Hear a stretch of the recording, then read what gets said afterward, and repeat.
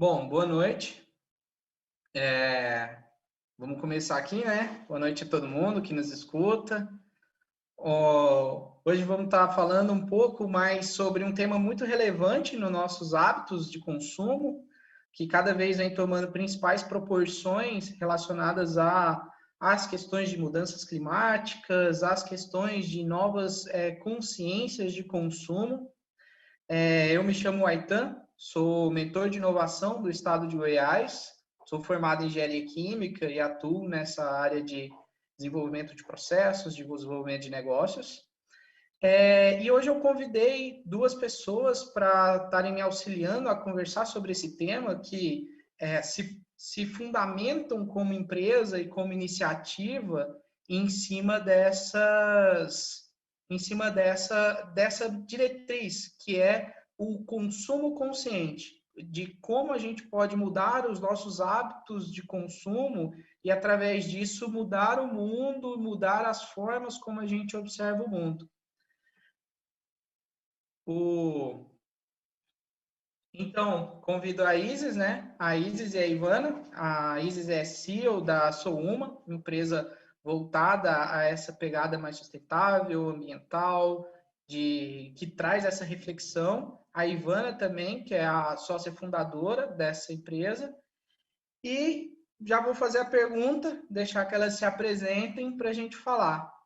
Então, o que é o consumo consciente e como as empresas podem influenciar nisso? Fala para a gente, Isis. Olá a todos, boa noite. Sou Isis Terra. Como a Aitan falou, sou CEO da Souma, que surgiu através dessa dúvida, dessa pergunta, desse questionamento, né? Tá tendo um probleminha aí também, que a Ivana não conseguiu entrar, então eu vou falando sobre essa questão. Consumo consciente, quando a gente pensa em consciente, né, é quando a gente para pensar no nosso dia a dia. Porque se vocês forem pensar, desde que você acorda até a hora que você vai dormir, você está consumindo. Seja ideias, ou seja serviços, ou seja produtos. Então, se você acorda, escova os dentes, é um produto. Se você está ouvindo um podcast, você está consumindo conteúdo. E se você pega um ônibus para ir para o seu serviço, você está consumindo o serviço. Então, a gente consome desde sempre, desde que o mundo é mundo, existe o consumo. E o consumo consciente é quando você para observar, para analisar que consumo você está tendo e qual o impacto que esse consumo gera. Principalmente no mundo globalizado, no qual a gente vive, o nosso consumo hoje, ele tem muito mais relevância e muito mais impacto no mercado e na economia. Ou seja, o consumo hoje, ele diz para você no que você está investindo, né? Aonde você está colocando energia e o que você está incentivando, na verdade, né, Waitan? Então, Isso o que mesmo. você está incentivando com o seu consumo hoje. E se a gente for pensar, então, em sustentabilidade, quando você começa a observar as empresas e a observar de onde vem o seu produto, você começa, então, a ter um consumo consciente. E foi a partir daí que a Uma surgiu. Por isso que eu comecei a ir criando os produtos para mim, porque eu comecei a questionar de onde estavam vindo os produtos que eu estava consumindo e não tinha essa resposta. Então, eu comecei eu mesmo a fabricar eles e a partir disso a Uma surgiu, porque tem muitas pessoas que estão nesse processo também. Bacana. Porque hoje são tantos processos, né, que a gente nem sabe como tudo é consumido, como tudo é produzido. Às vezes, muitas vezes, por trás de um produto bem embalado, de um marketing bem feito, existe toda uma cadeia que não se preocupa com a real sustentação, né, a real perpetuidade do sistema. E é só mesmo uma cadeia exploratória, e isso nunca, é difícil para o consumidor final saber todos os pormenores, né? No passado, o nosso consumo ele não impactava tanto quanto hoje. Então, hoje, se você... eu estou tentando procurar um exemplo, porque tem tanta coisa em volta aqui que eu nem sei que exemplo dar, mas enfim, uma lapiseira. Essa lapiseira ela é feita de ferro, tem grafite. Da onde esse grafite foi extraído? esse grafite que está na minha lapiseira, ele pode ter sido extraído em qualquer lugar no mundo, né? Na China, enfim, no sul do Brasil, eu não sei ao certo aonde ocorre a extração do grafite. Mas isso gera um impacto muito grande, porque se você for pensar todo o processo produtivo desse grafite para chegar até a minha mão, ele influencia vários pontos do mercado e do sistema, né? Mas eu vou trazer um exemplo um pouco mais simples para entender melhor como que funciona isso e até trazer uma pergunta, né, para quem está assistindo, que é se vocês já ouviram falar em sustentabilidade, eu acredito que sim, mas vocês sabem de fato o que é sustentabilidade, né? Então, numa pesquisa da Acatu de 2018, 80% das pessoas do brasileiro já ouviu falar em sustentabilidade, mas em torno de, eu acho que é o contrário, a porcentagem, desculpa. 80% já ouviu, 60% já ouviu falar em sustentabilidade, e desse total, em torno de 80% não tem nem ideia do que é sustentabilidade e como que isso se aplica no produto, né? Estão fazendo uma pergunta. Bastante coisa. Então, no Brasil, hoje, já falando, voltando e começando a falar sobre sustentabilidade, porque o consumo consciente está atrelado à sustentabilidade, né? Então, no Brasil, hoje, se a gente for olhar para o consumidor brasileiro, já se tem o desejo por esse caminho da sustentabilidade. Só que a maioria de nós, como eu disse, não tem ideia do que é sustentabilidade e muito menos do que é um produto sustentável. Eu trouxe o exemplo da lapiseira, Aitan, mas eu vou trazer um outro exemplo que eu estava matutando aqui para poder trazer para vocês, que é o mesmo produto, só que em 2 sistemas diferentes, para poder exemplificar para vocês o que de fato é um produto sustentável ou não, na minha visão, tá bom? Enquanto Isis Terra. O exemplo 1, a gente tem uma bananeira. Eu sempre trago o exemplo da banana. A gente tem uma bananeira. E claro, essa bananeira, ela vai dar uma banana, eu me alimento dessa banana naquele local e jogo a casca ali mesmo. Essa casca ela vai se decompor, vai ser consumida por micro-organismo e vai retroalimentar esse sistema, né? Então, aqueles nutrientes que estão naquela casca vão voltar para o solo e vão realimentar essa banana ou uma outra banana ali desse sistema. Então, você vê que ele é um sistema que ele se retroalimenta e que ele tem perdas? Tem, mas na maior parte do tempo ele não tem perdas. Agora, um outro exemplo, né, que é o mais comum, a gente tem uma plantação de bananas, e nessa plantação de bananas, essas bananas precisam de água. Então, vai ter uma retirada de água do lençol freático mais próximo ou do rio mais próximo. E normalmente, gente, eu moro perto de alguns bananais, né, na chácara, que eu vou às vezes, tem muitos bananais plantados, e já teve época de faltar um pouco de água no rio que passa lá na terra, porque a pessoa, o dono do bananal, estava tirando mais água do que podia para alimentar as bananas, né? Enfim, aí tem esse impacto, já tem o primeiro impacto. O segundo impacto é a possibilidade de agrotóxico. E aí a gente pega essas bananas, coloca num caminhão, esse caminhão leva até o Ceasa. Então, aqui já tem a liberação de carbono, então já tem outro impacto. E aí ele ainda vai para o Ceasa e é redistribuído em todo o Goiás. Já é outro impacto porque é mais combustível fóssil sendo produzido, né? E sem contar as bananas que são desperdiçadas, que apodrecem, que caem no meio do caminho. Então, você vê que nesse segundo exemplo, dentro desse sistema, a gente teve muito mais perda do que no primeiro exemplo. Então, é o mesmo produto, mas eu, Isis, considero 100% sustentável, e o segundo eu não considero sustentável. Eu trouxe esses 2 exemplos para a gente entender o cerne, a raiz do que é sustentabilidade, de acordo com as minhas experiências, com as minhas observações na natureza. Entendi. E Isis, e Ivana também, que agora nos acompanha ali. Então, a principal pergunta que surge, existe mesmo, então, um consumo sustentável, um consumo consciente? Isso realmente existe? ou é muito mais, às vezes, um marketing da palavra, uma tendência de moda, do que realmente uma coisa que pode ser aplicada? Então, vocês estão me ouvindo bem? A conexão tá boa? Eu e a Isa, a gente estava conversando sobre isso mais cedo, e a palavra sustentável, ela tem um peso para a gente muito grande, porque que nem a Isis falou do caso da banana, né? Isso é sustentável e é muito completo em si mesmo. Então, para uma pessoa que mora numa fazenda, para uma pessoa que tem a condição de plantar a banana dela, é super viável ela ter um consumo sustentável da banana. Agora, para uma pessoa que mora na cidade, será que ela consegue comer a banana e jogar o resíduo da banana ainda na terra?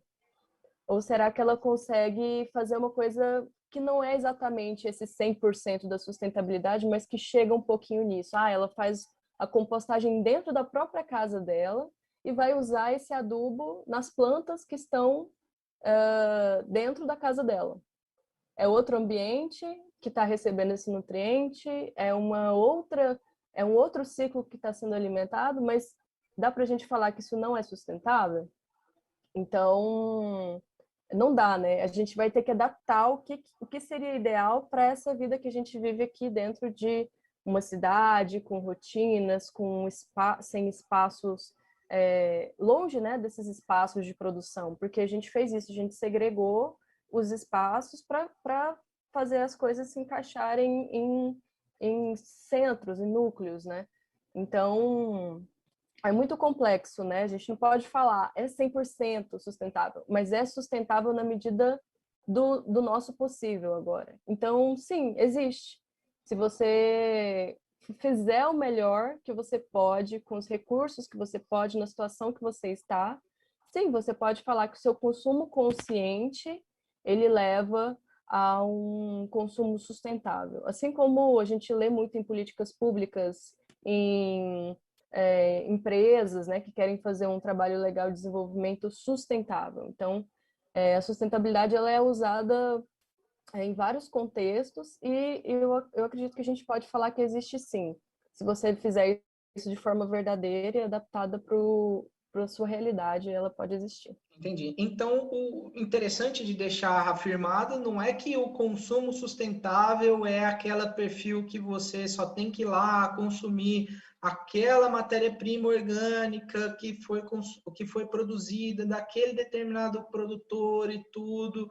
Não, é um consumo que em toda a cadeia eu tenha essa maior eficiência e viabilidade para o meu negócio, porque às vezes que que é levado a se pensar, às vezes o fato de consumir um produto que às vezes um pequeno produtor às vezes gasta mais recursos, às vezes gera mais lixo, uma maior pegada ambiental, do que às vezes você ter uma produção de pequena e média escala, por mais que não tenha toda essa peculiaridade em relação a isso, correto, né? Isso. E, inclusive, o Aitan, é uma coisa de termos mesmo. Se você for olhar lá no Ministério do Meio Ambiente, eles se referem ao consumo sustentável como uma forma similar do que seria consumo consciente. É como se fosse um sinônimo, entende? Mas vai, claro, existir pessoas tecnificadas e muito críticas com relação ao termo. Inclusive, eu e a Isa, a gente concorda que é um termo não muito adequado para se utilizar. A gente prefere consumo consciente, um consumo mais equilibrado, né? Porque a palavra sustentabilidade, ela traz muitos aspectos, muitos vieses, muitos significados, e quando traz o consciente, que é o questionamento, chega mais próximo da realidade, né, que a gente tem hoje na economia no geral. Sim. E falando em economia mundial, a gente observa muito mais as tendências e os movimentos de mercado em relação à Europa, Estados Unidos, afora, com muito mais essa preocupação, não só com o produto, mas com as empresas de quem você está comprando. De comprar empresas que, por exemplo, não tenham trabalho escravo, empresas que não tenham não causem impacto na sociedade ou que causem uma retribuição social. E isso agora, tanto lá fora, tem aumentado mais, principalmente com uma maior tendência, com essa observação mais para o ser que a pandemia toda causou, como também tem observado um crescimento desse tema nas discussões e na própria configuração dos modelos de negócio no próprio país. Como que vocês observam essa tendência de mercado, essa tendência, esse comportamento do consumidor, relação de ele querer saber mais sobre os processos, ele querer saber mais quais os produtos que foram utilizados, qual a política da empresa? Como que vocês observam isso? Eu vejo que são vários fatores, né? Que é o aumento da informação, ou seja, nós temos muito mais informações sobre tudo o que nos rodeia, o início da conscientização ambiental de todos os impactos que nós geramos enquanto uma economia global. Então, é uma escadinha que vem sendo construída há um tempo, né? Então, desde ali esqueci. Me ajuda aí, Ivana. É Pacto de Quioto, né? Que vergonha. Faz parte. Tranquilo. É o Pacto de Quioto. Protocolo de Quioto. Protocolo de Quioto. Protocolo de Quioto, isso mesmo, gente. Obrigada, faz parte. Então, vem essa escadinha das pessoas criando essa consciência, né, desde 1980, e eu vejo que, com a pandemia, as pessoas passaram a discutir isso muito mais forte, e até no próprio Fórum Econômico Mundial, esse foi um assunto muito pautado, relativo ao meio ambiente, a catástrofes ambientais e como isso está relacionado à forma como a gente faz economia hoje e a necessidade de mudar processos, produtos, estratégias e focar muito mais, não em lucro por lucro, mas focar num crescimento da comunidade. Então, a empresa cresce, mas a comunidade cresce junto. Então, isso sendo discutido no Fórum Econômico Mundial, nas mídias digitais, as pessoas vão criando essa consciência e aí começa essa roda onde o consumidor começa a ficar mais consciente, a exigir mais do mercado e o mercado entende essa necessidade vinda do consumidor e essa necessidade econômica mesmo, né? Exigir, então, você diz a questão de mesmo de selecionar empresas que ele vai fazer esse consumo baseado não só na qualidade do produto, não só no preço, mas também como uma forma de diferenciação estratégica do modelo de negócio, o pensamento de toda a cadeia. Isso que você diz quando ele começa a selecionar, né? Exatamente, que ele quer saber se o produto dele, igual você falou mais cedo, né?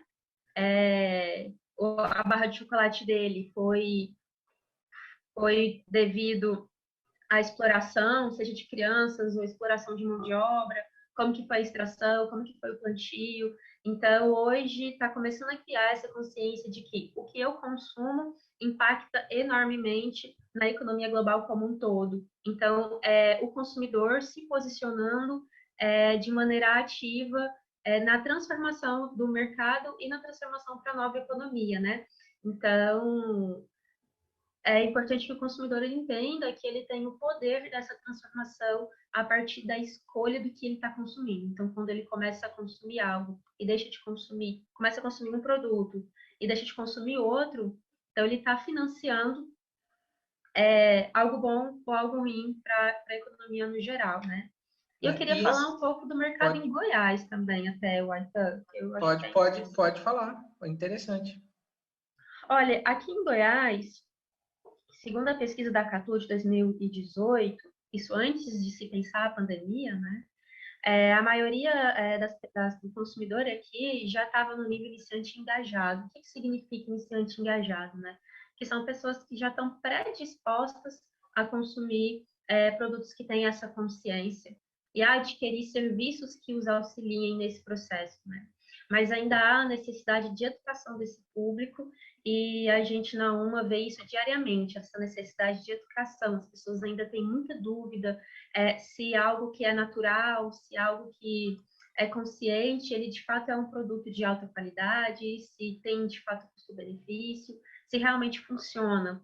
E uma outra coisa também é a barreira que o público encontra com a falta de disponibilidade desses produtos no mercado em Goiás.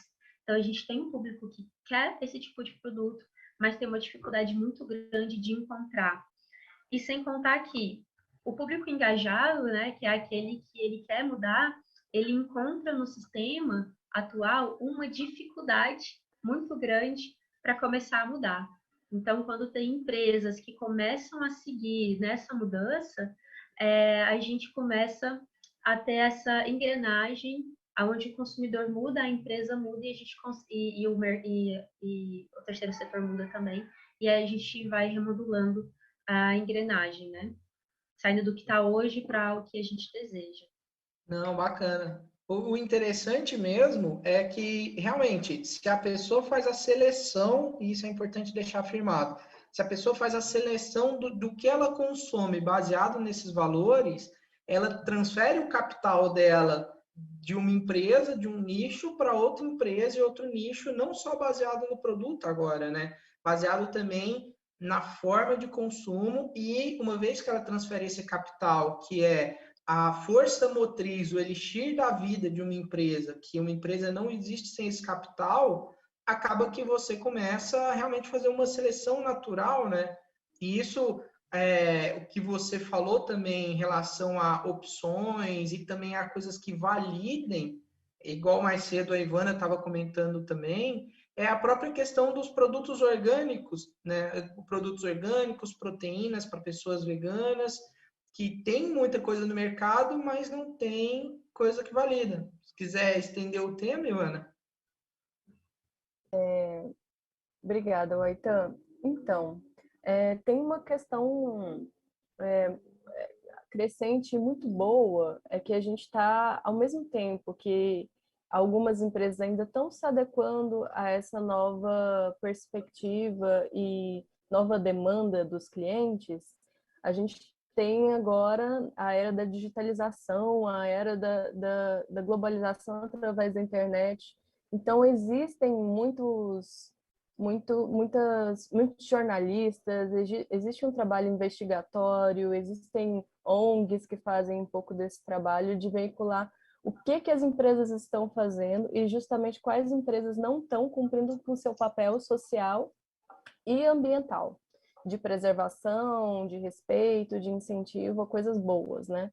Então, as pessoas que desejam, elas podem buscar informações valiosas sobre diversas empresas e diversos ramos na internet. Dá para você encontrar bastante coisa e lapidando melhor o que exatamente ela busca, né? Porque a gente tem o nosso limite também do pensar. Então, você tem que pesquisar, você tem que ir atrás de outras empresas, além daquelas que você está vendo ali no mercado que você vai todos os dias na esquina, né? Então, e principalmente olhar para os lados, porque os pequenos produtores, falando de alimentação, se você olha numa feira, um produtor que é regional, por exemplo, aqui na nossa cidade de Goiânia, tem várias feirinhas, você vai lá, compra desse produtor, sabe que ele não usa agrotóxicos, sabe que ele planta ali perto, então a logística foi bem curtinha, não tem tanta emissão de gases. Você pode construir uma relação com essa pessoa, entender como que é a produção, você pode ajudar essa pessoa a ter uma renda e a ter esse sustento que é vital para as empresas, mas também para as famílias e para as pequenas empresas, né? E a partir de quando a gente se realiza desse poder de escolha, por isso que a gente fala e acredita que é uma possibilidade de se mudar o mundo. É um dos passos que a gente pode fazer para contribuir para girar essa engrenagem em prol de um novo sistema econômico. A gente vai incentivando as pessoas, as empresas, os pequenos produtores que estão perto da gente a gente vai retirando um pouquinho do capital exacerbadamente direcionado a únicas empresas que são monopólios gigantescos, são impérios gigantescos, e a gente vai redistribuindo isso e formando mais redes de conexão, de ajuda, de possibilidade de economia local ser desenvolvida, né? Bacana. Então, isso é muitíssimo importante para se falar de consumo consciente. E para se ter esse consumo consciente, você tem que passar por alguns princípios, né? Então, um deles é consumir e fomentar o comércio local, que eu acho que entra nisso que vocês estavam comentando agora. Show de bola.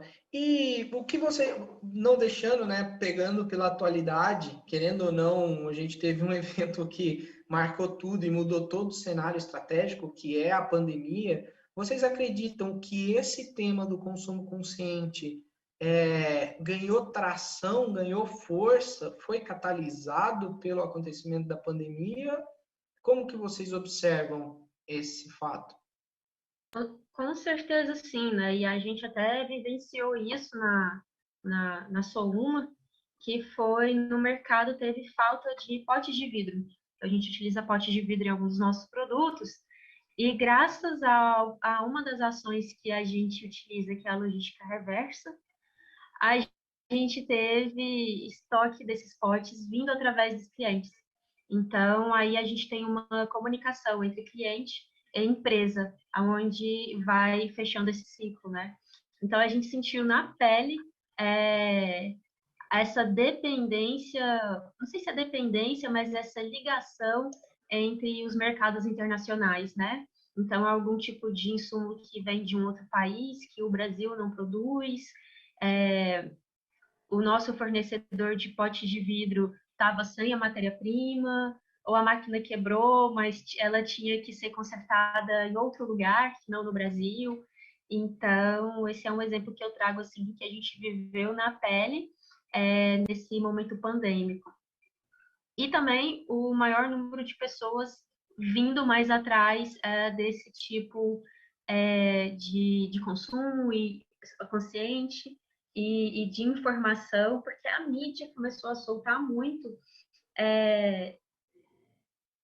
essa diferença do antes pandemia e do durante pandemia, né? Então, aumentou muito o consumo de plásticos descartáveis devido aos deliveries e acredito que seja isso. Não, Luvas bacana. também, né, Isis? Oi? Luvas, máscaras, Luva, tudo máscara, é, isso. é isso. E assim, nesse aspecto, eles foram muitíssimo importantes para ambientes hospitalares, para seringas, para diversas coisas. Mas a gente precisa olhar isso, claro, com um olhar crítico e o mais restritivo possível a esse caso, né?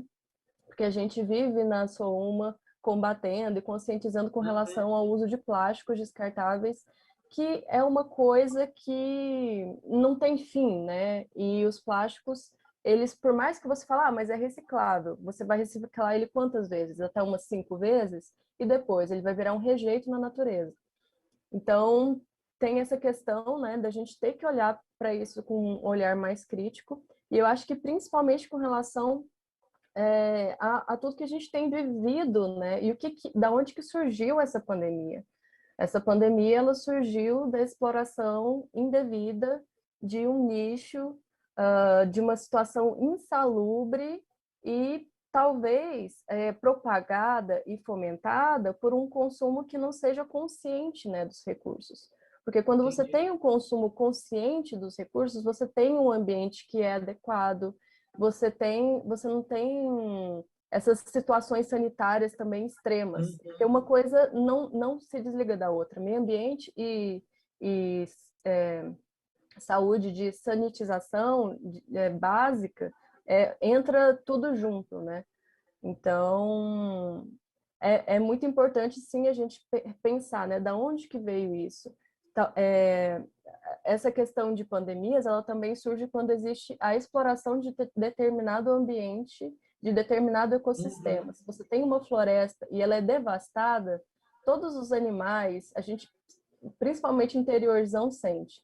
Porque você sente muito a vinda desses animais silvestres. Você vê mais cobra, vê mais escorpião, vê mais pássaros, porque esses animais estão buscando lugares para migrar. E eles têm a própria biota, né? Então, eles têm as bactérias, eles têm os vírus que são próprios deles, e isso vai sendo transmitido para a população. Então, quanto maior a pressão nos ecossistemas, maior a possibilidade de acontecer mais uma pandemia. E isso a gente tem vivido, né, de forma cíclica na humanidade, e com certeza vamos ter outras. Mas o grau de recorrência disso vai com certeza depender da nossa atitude para com o equilíbrio do meio ambiente. Entendi. E o E o nosso bacana, consumo também. entendi. E o bacana é a gente, um dos pilares do consumo consciente também é a questão das comunidades, né? Você entender que você não é um ser individual, você é um ser comunitário, e a partir de ser um ser comunitário, o que você faz reflete na comunidade, e o que reflete na comunidade reflete em você, né? E isso, vindo no que você está falando, traz tudo isso, né? E como que vocês observam essa dinâmica das comunidades?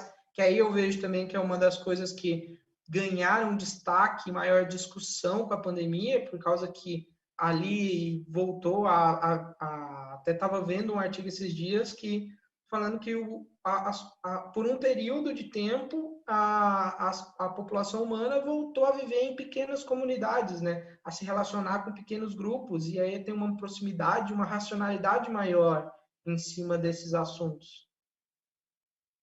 Eu não sei se eu entendi a sua pergunta, então pode perguntar de A novo. relação da comunidade e o consumo consciente. Olha, eu tenho um exemplo para trazer, que é para trazer, na verdade, o consumo consciente, o aspecto disso no meio ambiente e como que isso afeta a comunidade. Então, eu vou considerar a comunidade de Goiás. Então, nós somos um grande exportador de soja e provavelmente a gente vai entrar numa crise hídrica aí, muito mais severa do que as que a gente já passou. E, é, e aí, o que, que vai acontecer, então, com essas lavouras de exportação, né? Vai ser pego água para poder suprir as necessidades dessas lavouras, e alguém dentro dessa comunidade, né, aqui no estado, vai sofrer, que somos nós. Então, a gente aqui, que está aqui na cidade, enfim, a gente vai sofrer essas consequências com a falta d'água, vai ter racionamento de água no estado. E aí, por que que isso ocorre? Por que que ocorreu a crise hídrica? Você vê, a crise hídrica faz com que interfira na plantação de soja, faz com que interfira na exportação, faz com que consuma-se mais a água que está ali, diminuindo o lençol freático, ou seja, utilizando mais do que aquele lençol freático, do que aquele recurso pode nos oferecer. Então, quase que realmente matando esse recurso. Nós ficamos sem água. E por que que isso ocorre? Porque a gente desmata mais do que deve desmatar, né? A árvore, ela é um sistema que ela cria microclimas e que ela chama chuva, ela reabastece o lençol freático. Então, por que que eu estou falando isso? Eu estou mostrando aqui, o sistema natural, ele está intrinsecamente relacionado à economia. Então, se a gente destrói esse sistema natural ao qual a gente habita, a gente, consequentemente, desorganiza toda a nossa economia. Então, essa utilização exacerbada dos recursos e sem consciência, então, não é só o consumo consciente do produto final, é o consumo consciente quando a gente tem lá no meio ambiente, enfim, na natureza, o que a gente chama de recursos, né, que é o que o ambiente nos oferece. Então, digamos que a soja é um recurso, ela precisa da água, do solo, tudo isso a gente chama de recurso.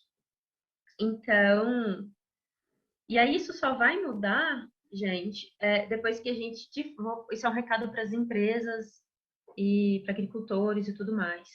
Quando a gente parar de ser egoísta, de fato, e começar a pensar a empresa como um fator social, para não só mover a economia, mas para melhorar a vida de quem trabalha na empresa e de quem utiliza os serviços ou os produtos dessas empresas. Então, a gente precisa mudar o conceito do que é ser empresa, do que é ser agricultor, e a gente precisa mudar a nossa maneira de gestão, porque quem trabalha dentro das empresas são humanos, então, humanos está dentro desse sistema do que a gente considera como sustentabilidade.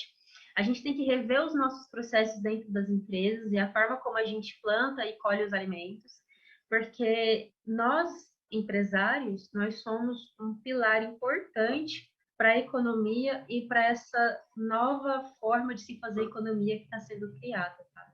Então, esse é um recado para os empresários em geral. Não, bacana. Mas vamos lá, então, já até encaminhando. E beleza, vimos que é o consumo consciente, vimos a importância dele, vimos toda essa movimentação do mercado, tudo isso, mas como a gente consegue, como pessoas, como indivíduo e como empresa, aplicar isso de forma prática no nosso dia a dia?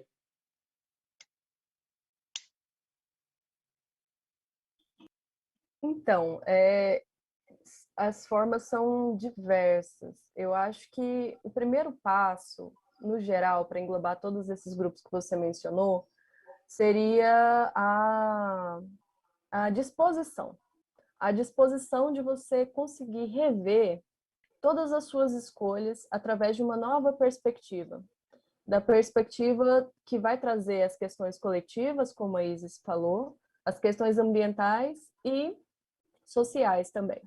Então, para as pessoas, por exemplo, o que é importante para elas aderirem ao consumo consciente? Questionar tudo.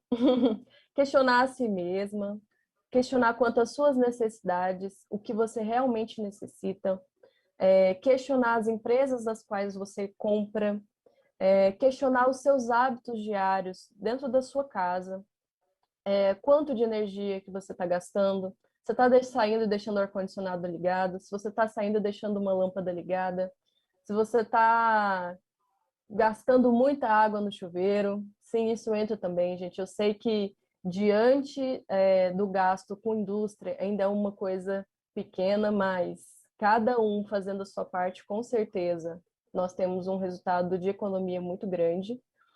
E como que você gere, por exemplo, até o alimento, sabe? É realmente repensar todos os seus hábitos de consumo. Faça um filtro. Você está desperdiçando, está sobrando alguma coisa, está desperdiçando, você está tendo que jogar alimento fora? Então vamos repensar isso. Por que você não faz um planejamento da sua alimentação? Por que você não organiza isso de uma forma que você não tenha que jogar nada fora? Porque tudo que a gente joga fora é recurso, é dinheiro, é esforço de alguma pessoa sendo jogado fora também. Então, para as pessoas, são essas dicas que eu dou. Na perspectiva empresarial, antes de trazer algumas dicas, eu quero trazer dois temas que foram pautados no Fórum Econômico Mundial e discutido por grandes líderes, que é o seguinte, são duas perguntas que eu acho bem importantes, que foi discutido lá. A primeira, como que a gente consegue remodelar a economia atual para que o crescimento beneficie a muitos? O crescimento beneficia a muitos e não apenas a poucos. E assim a gente conseguir garantir com que o motor do desenvolvimento humano, que chegou até onde chegou, ele seja construído agora em bases sustentáveis. Isso é uma das pautas do Fórum Econômico Mundial sendo discutido por grandes líderes. O outro é o seguinte: precisamos que as empresas mudem os seus horizontes de tempo. O que isso quer dizer? Que a gente não paute lucro por lucro e também não fique pensando em lucro a curto prazo, que a gente pense a longo prazo. E é muito cultural do brasileiro pensar a curto prazo.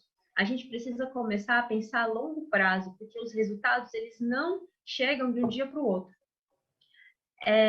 E assim transformando as organizações mais sustentáveis e inclusivas. E eu vou deixar essas palavras que foram ditas no fórum para vocês poderem pensar, reanalisar e questionar não só a vida pessoal e familiar de vocês, mas a empresa de vocês.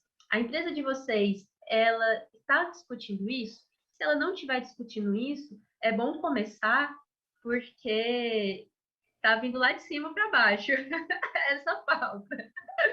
E aí, como que a gente pode colocar isso em prática, né? As empresas. Aplicando práticas ambientais, sociais e de governança no seu negócio.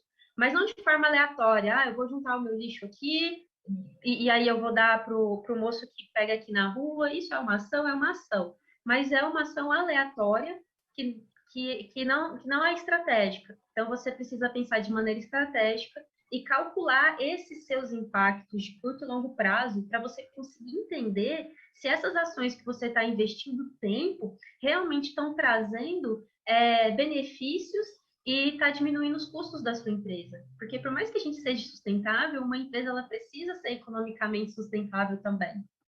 E para você ver na prática, ali com dados, que realmente está fazendo sentido essas ações. Tem um estudo que foi realizado pela consultoria BCG, que ela mostrou que as empresas que adotam as melhores práticas ambientais, sociais e de governança, elas veem diversos impactos positivos. Mas isso só é possível se a gente começa a catalogar quais são esses impactos e a calcular eles, para ter uma métrica, um índice de onde a gente está indo. Em relação ao meio ambiente também, a gente faz isso na empresa em vários aspectos, mas tem que fazer isso na parte ambiental também. Agora os exemplos, né, que eu falei que ia dar exemplos, e agora Isso mesmo. Então, eu vou dar um exemplo da prática ambiental. A Ambev. A Ambev, ela produz cerveja, ela consome muita água. Então, nos últimos 15 anos, a Ambev conseguiu reduzir em 46% o índice de volume de água na produção de cerveja, comparando com as demais cervejarias. Então, essa é a menor taxa comparando as demais cervejarias, ou seja, ela tá melhorando o processo produtivo dela para consumir menos água. Social, a Vivara, uma varejista. A Vivara ela possui mais de 3.200 colaboradores, sendo que cerca de 87% é formado por mulheres e tem mulheres no cargo de gestão. É imprescindível ter mulheres na gestão, gente. É imprescindível, porque a gente tem uma visão mais comunitária. Sistêmica. Isso, obrigada, Aitan. E a questão da governança, isso aqui já é pautado para empresas maiores. Então, eu vou trazer o exemplo da Magazine Luiza, que traz o exemplo de diversidade no conselho. Então, a Magazine Luiza tem um conselho, se eu não me engano, com 5 conselheiras mulheres externas. Então, pautando-se na diversidade, isso também é sustentabilidade. E eu posso trazer alguns exemplos da UMA? Pode ficar à E aí eu vontade. acho que fica mais acessível para médias e pequenas empresas. Então, na UMA, hoje, o que a gente faz? A gente iniciou parceria com cooperativa local para coletar os nossos resíduos recicláveis, que era algo que sempre incomodou muito a gente. Então, não são muitos resíduos, mas a gente já está iniciando do zero, né? Iniciamos do zero com essa ação. Fazemos logística reversa, né? Como eu já falei aqui para vocês. Não utilizamos plástico nas nossas encomendas como uma forma de mostrar para o cliente, para todos que estamos ao nosso redor, que a gente realmente está fazendo algo relacionado a isso. E os nossos produtos por si só, né? Eles não contaminam o corpo da pessoa, mas não só isso. Ele traz benefício social e ambiental, porque ele deixa de contaminar a água e também para quem utiliza ele, né? E aqui na UMA, a gente está criando do zero uma cultura de abertura ao diálogo e de vulnerabilidade. Então, somos humanos, somos vulneráveis e ninguém aqui é feito de pedra. Então, isso também faz parte de uma gestão para essa nova economia. Uma gestão mais humana, onde existe a hierarquia, existe, mas todos somos humanos, do faxineiro ao presidente. E essas e outras ações, né, que está levando a gente para um caminho. O importante de falar é que não é por causa da adoção dessas ações que deixou de ter um crescimento expressivo, que deixou de ter uma sustentabilidade financeira, que é o ponto, né? Você não precisa pensar em ações megalomaníacas para você começar a fazer a diferença e começar a causar esse impacto e atender isso. Com pequenas ações, com ações simples, ações práticas, e realmente sendo racional na forma de você fazer as coisas, até na forma de comunicar, você já tem isso. E uma coisa que, pelo menos, fica um tabu, a sustentabilidade, essa consciência no consumo, ou nas empresas, ela não é divergente da empresa ser rentável e lucrativa. Pelo contrário, se ela não for rentável e lucrativa, ela também não vai estar sendo sustentável, porque no final ela não vai estar subsistindo, né? Sim, e a sustentabilidade em empresas, ela é basicamente, pode ser falada também, chamada como eficiência, eficiência do uso de recursos. Então, quando a gente quer tornar um processo mais sustentável, você está querendo economizar recursos, consequentemente também dinheiro, mas são coisas que, na verdade, andam juntas, né? Não, show de bola. E para as pessoas também, eu queria lembrar aqui, pessoas que querem tornar seu dia a dia mais consciente, mais sustentável, mais alinhado ao meio ambiente e querem apoio, a gente tem uma comunidade na Sou Uma, onde nós compartilhamos receitas, práticas de